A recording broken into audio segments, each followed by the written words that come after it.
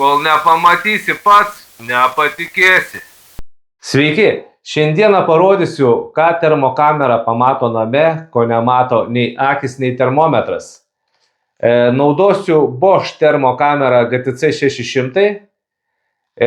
Už lango yra minus 17 laipsnių, šiandien yra vasario 1 26 metų. Na, o name šiuo metu yra maždaug 20,6 laipsniai temperatūros.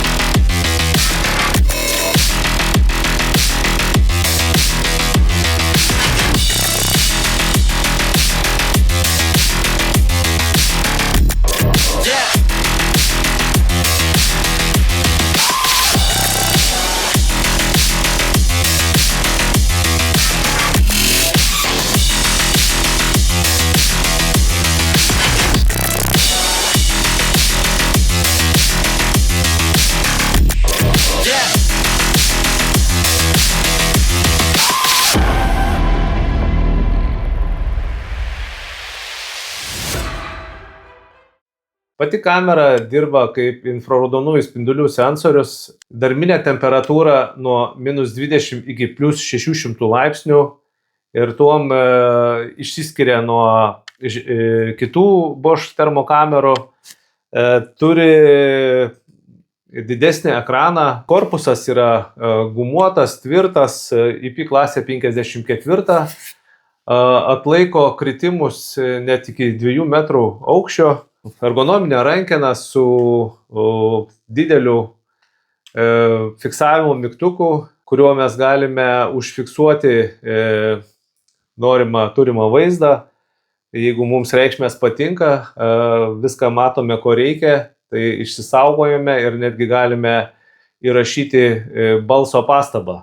Taigi akumuliatorius Bosch standartinis 12 voltų su 2 ampervalandžių baterija dirba iki 6 darbo valandų.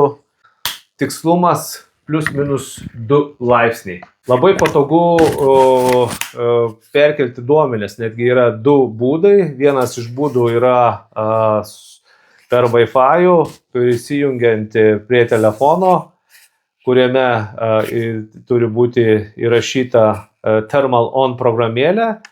Ir ten mes galime susikelti visas nuotraukas, ten jas taisyti, tvarkyti, pavadinimus uždėti. Arba kitas variantas yra per USB-C jungti, jungiame su kompiuteriu ir sukeliame nuotraukas į kompiuterį. Taigi, namas statytas jau daugiau kaip prieš 20 metų su tais laikais rinkoje esamais pasiūlymais, su gaminamais plastikiniais langais, durimis.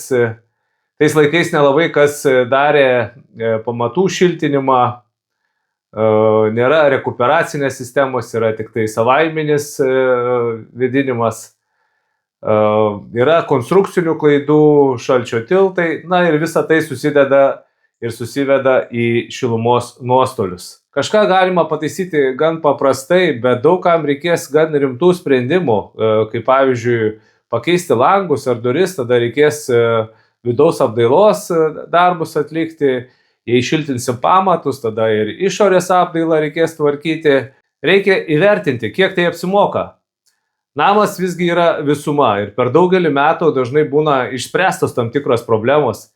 Ir jeigu jis normaliai funkcionuoja, nėra pelėsių, nėra kondensatų, geras vėdinimas, kažkokių rimtų problemų taip pat didelių nėra, tai verta pagalvoti, ar reikia prie jo lysti.